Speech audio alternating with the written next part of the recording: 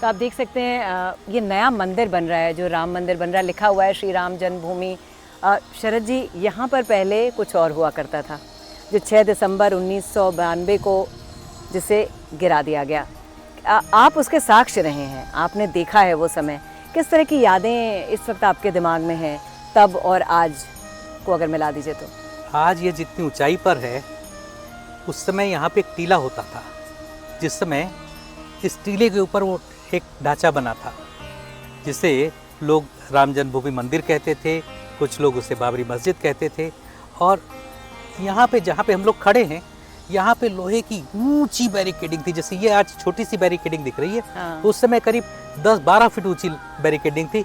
कम से कम एक एक लाइन में कुछ नहीं तो 25-30 पाइप्स लगे हुए थे, और उसके ऊपर जाके तब कोई फांद के जा सकता था।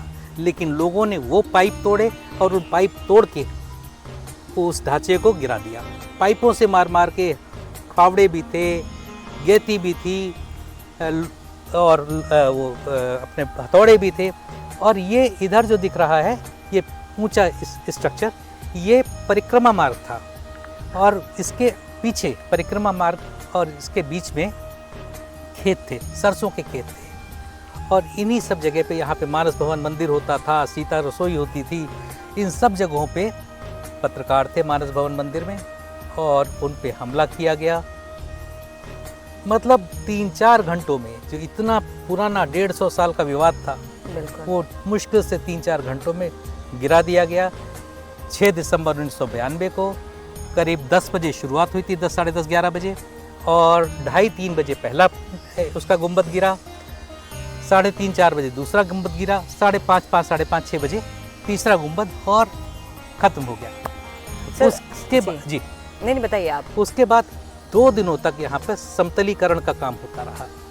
कोई मशीनरी नहीं थी, लोग हाथों से, फावड़ों से जो भी मलबा गिरा था उसको फैला फैला के उन्होंने एक समतल प्लेटफॉर्म बनाया।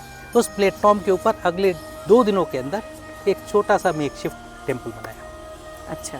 एक फिर से जो ढांचा था उसकी जगह एक मंदिर दोबारा स्थापित हुआ, जिसको आज एक बहुत ही भव्य स्वरूप प्रदान किया जा रहा है। सर, तो आप, जैसे मैंने पहले भी कहा कि आप इस पूरी घटना के साक्ष्य रहे हैं, तब सोचे थे आप वो कवर करने आए थे, तब क्या आपने सोचा था कि आज एक ये भी दिन आएगा जब आप, इतना भव्य राम मंदिर बन रहा है, आप उसकी कवरेज के लिए भी आएंगे, और मतलब ये दृश्य आपको देखने के लिए मिलेगा? देखिए, 150 सालों का विवाद, जिस तरीके का देश में सांप्रदायिक माहौल था, 1990 में दंगे हुए, 1992 में दंगे हुए, हजारों लोग मारे गए, खून खराबा, लगता ही नहीं था कि कभी भी दोनों समुदाय एक साथ मिल के बैठ के कोई इसका हल निकाल पाएंगे।